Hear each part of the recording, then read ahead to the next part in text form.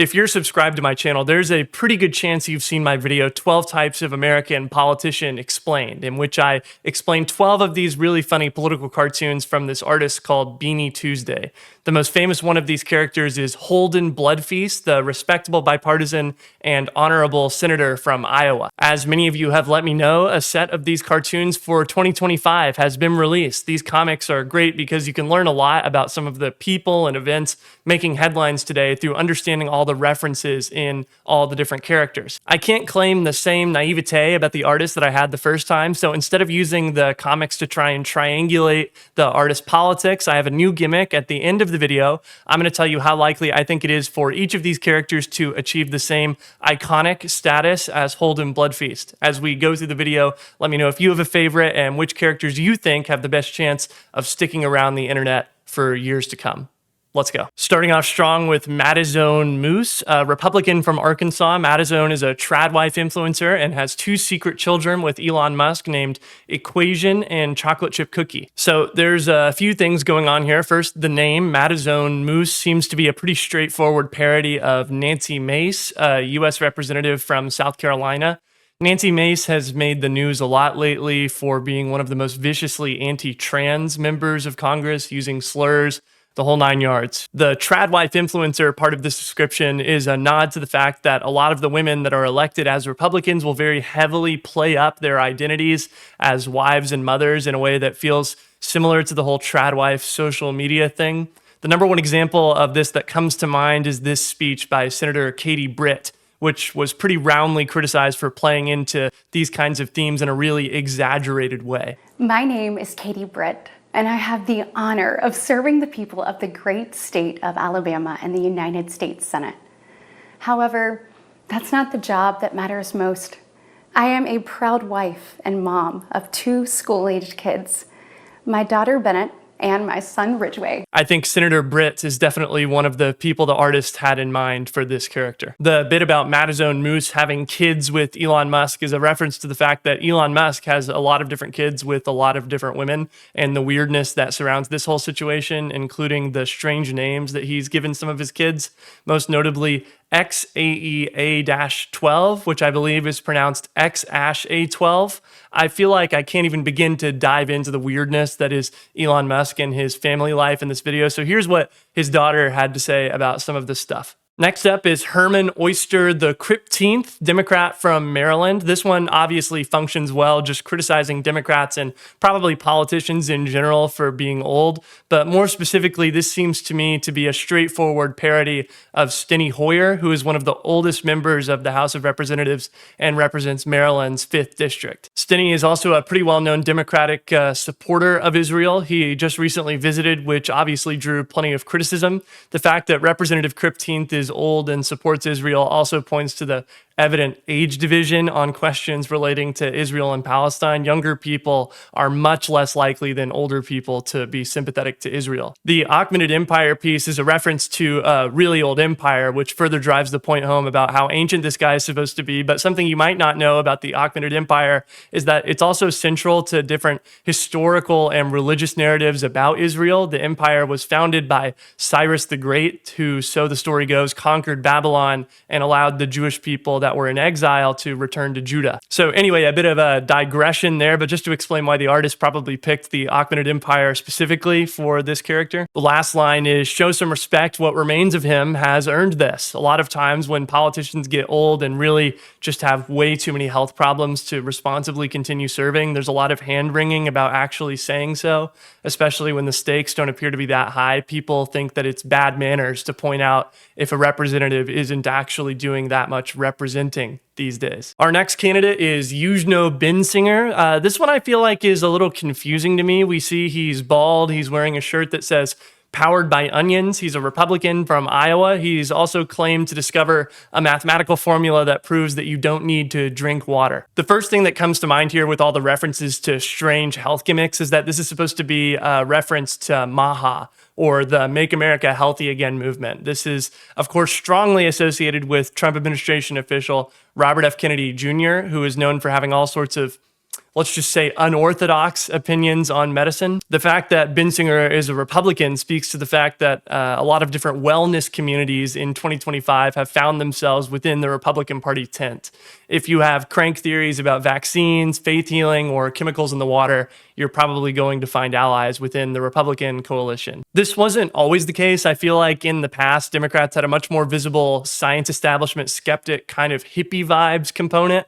I have no idea what the part about his job being dancing to "Y'all Ready for This" in a bee costume at Little League games could be referring to, honestly. Out of all the characters in this set, this is the one I'm least sure about. If you have any ideas about who this character is supposed to be or any of the other characters on this list, I'd love to know who you think they are in a comment. Also, don't forget to like the video and subscribe to the channel. Our fourth character is Freeman, a Democrat from New York. He's a young at heart 45-year-old who loves saying things like, "While Trump's up to some monkey business, I'm over here standing on business."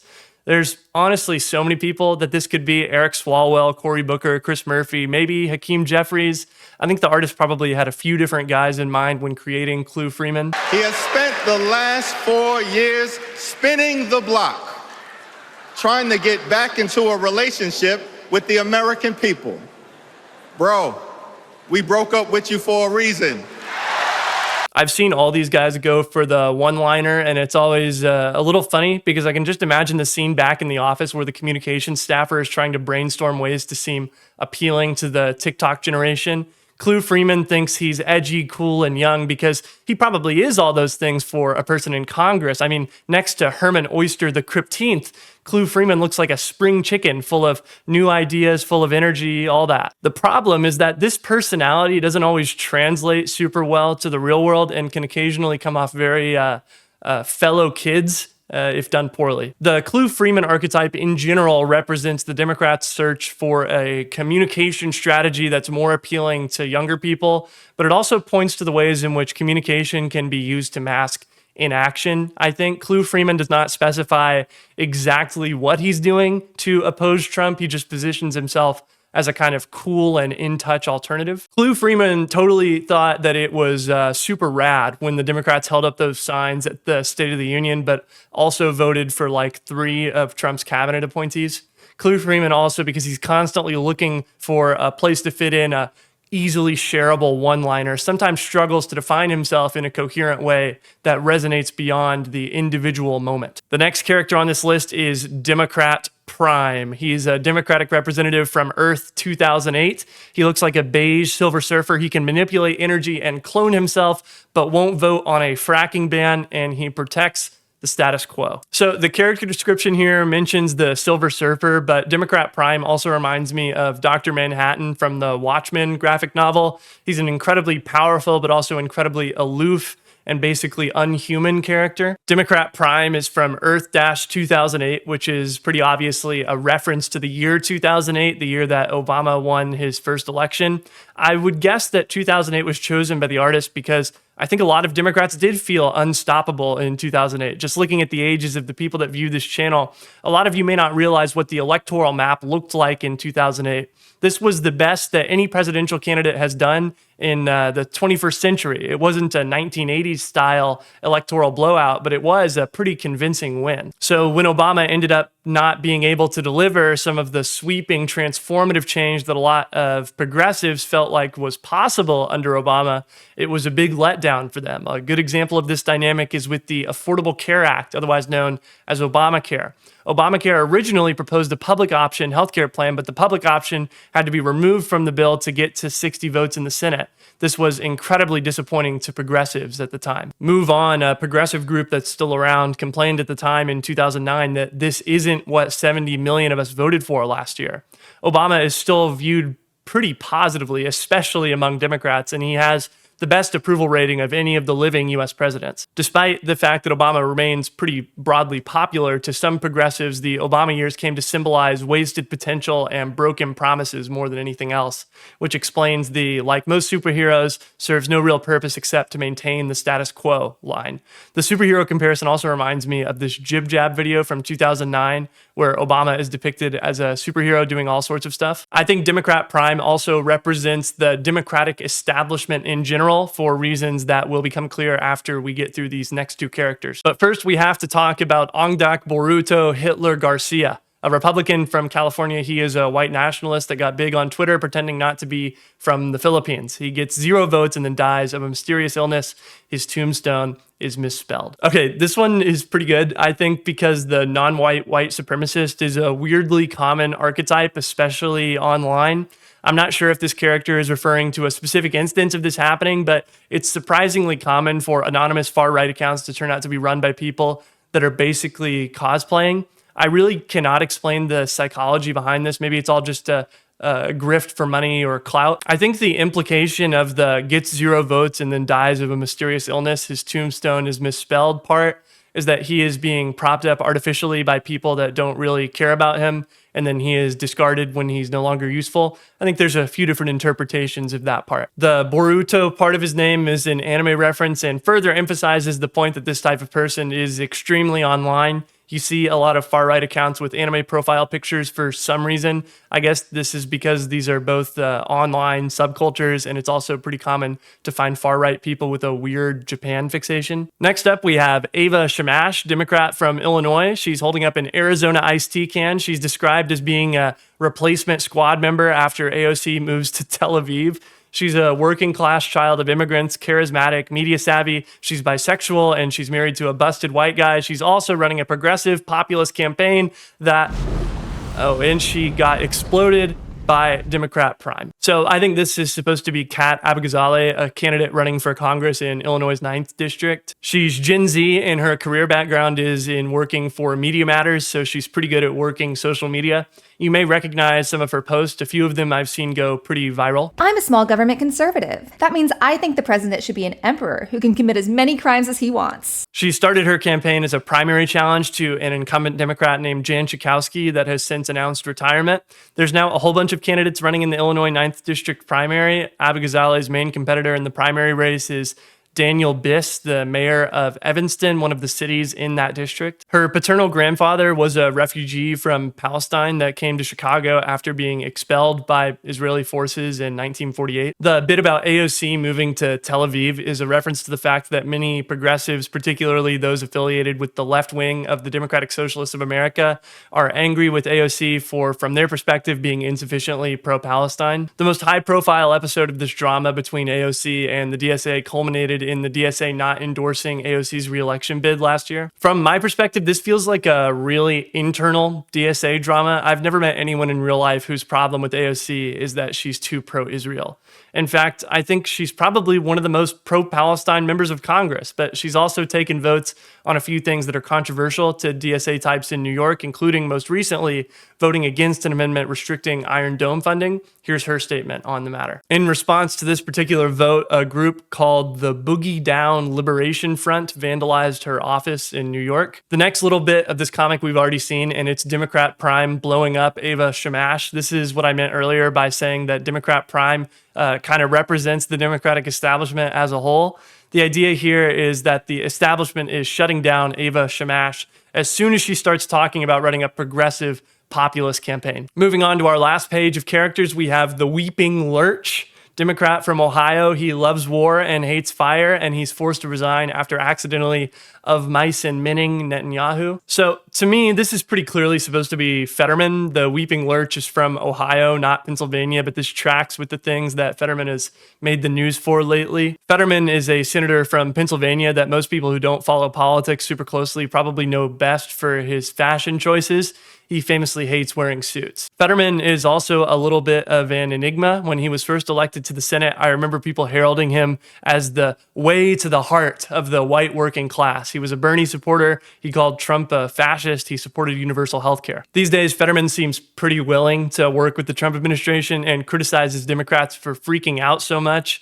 He's hardly the darling of the progressive movement anymore. He's also been pretty pro-Israel for a Democrat. Here's Fetterman receiving a golden pager from Benjamin Netanyahu, which commemorates an operation that Israel carried out against Hezbollah involving exploding pagers. Fetterman also fits the kind of personality represented by this character. He's gotten a lot of attention recently for complaining about missing a trip and wanting to go home during a late night session. Of Mice and Men, if you never had to read that book in middle school, has a part where a mentally disabled man accidentally kills someone and then is in turn killed by his friend to prevent him from being captured. So that's the Of Mice and Men reference, I guess. You remember Holden Bloodfeast, don't you? Well, meet Mundy Bloodfeast Jr.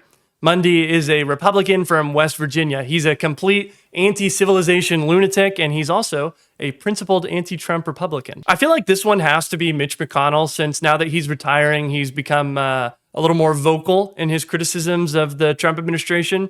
Mitch McConnell, of course, was also the longest-serving Senate party leader in U.S. history, and has done more than basically anyone else over the last couple decades, at least, to advance the agenda of the Republican Party. He was a pretty ruthless party leader as well. The most famous example of this is probably his managing to deny President Obama a Supreme Court appointment. So all the things that the artist mentions as being goals of Mundy, closing down hospitals, burning the rainforest, eating the last bread crust over your defeated foes, I imagine that's all stuff that the author would ascribe to the personality and character of Mitch McConnell as well. Next up is Representative Job, an independent from Texas. This one's just Joe Rogan, but let's try and glean some more information here. He's described as a credulous podcaster who regretted voting for Trump after finding out what he looks like and the space between his ears rents for $3,500 a month. So the idea that Joe Rogan is a super credulous guy that's really agreeable unless you talk about one of his idiosyncratic pet issues is pretty well known. I don't think that needs to be explained a ton further. This character, I think, also works for the whole Rogan sphere, though.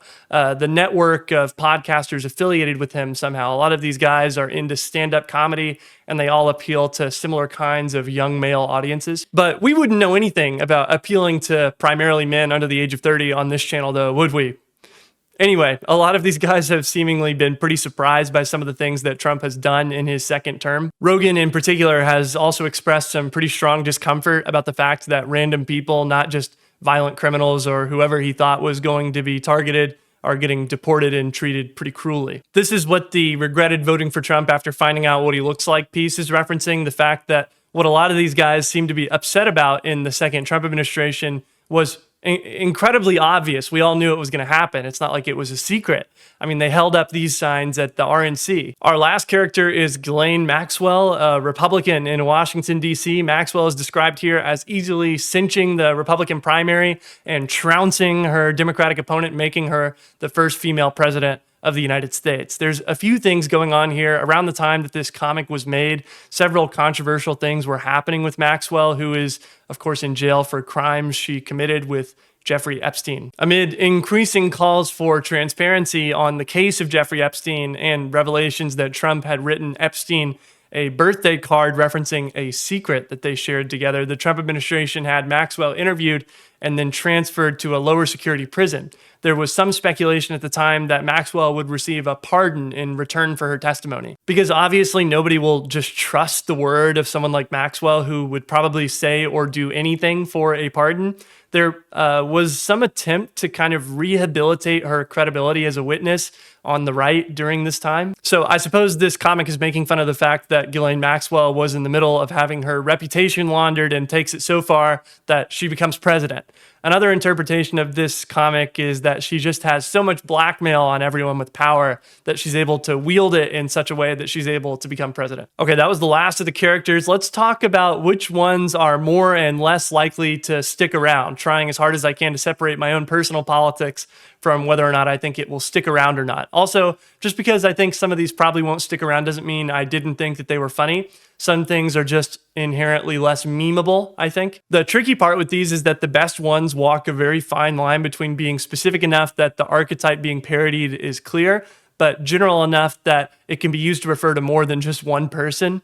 Let's go. And don't forget to let me know which ones you think will stick around and which ones won't. Starting from the top, I think Madizone Muce ultimately will not reach viral status because I'm not sure how many people know about the Elon Musk tons of kids situation, and people might be confused by all that.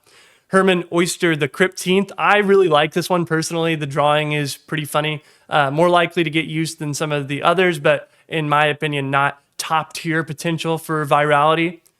Eugnot Bensigner, I don't really think so on this one, personally. Clue Freeman, okay, now we are talking. This one applies to so many people. I could see this being used to make fun of so many different people. This is an extremely common type of guy in the Democratic Party. Democrat Prime gets an honorable mention because while I don't see him being used very often in his normal form, I could totally see the image of him exploding Ava Shamash being used anytime the establishment is perceived to be screwing over a more progressive candidate. There's definitely some potential there. I could see it being used. Hitler Garcia, I think this one might be my favorite one out of this set. This is a good parody of a weirdly common and also already inherently pretty comical type of guy. Ava Shamash, in my opinion, is just too specific to be used a ton in the future. Same for the Weeping Lurch. Mundy Bloodfeast Jr. makes me laugh, but I wonder if it will always kind of be overshadowed by the original Bloodfeast. Joe Rogan, I think this one might have been way more memeable if it was less obviously just Joe Rogan specifically. A more general pod bro type guy, I think, has a lot of potential. Maybe this one could be used like that. I don't know. I guess we'll see. Finally, Ghislaine Maxwell. This one is obviously more of a joke, I think. It functions better for the reader of the comic as a whole than as a standalone character. Okay, and that's it. Don't forget to check out Beany Tuesday's other work. I'll link their pages in the description. I always love looking at these. They're super fun to review. Thanks for watching. Don't forget to like the video and subscribe. Thank you so much for 10,000 subscribers. I'll see you next time.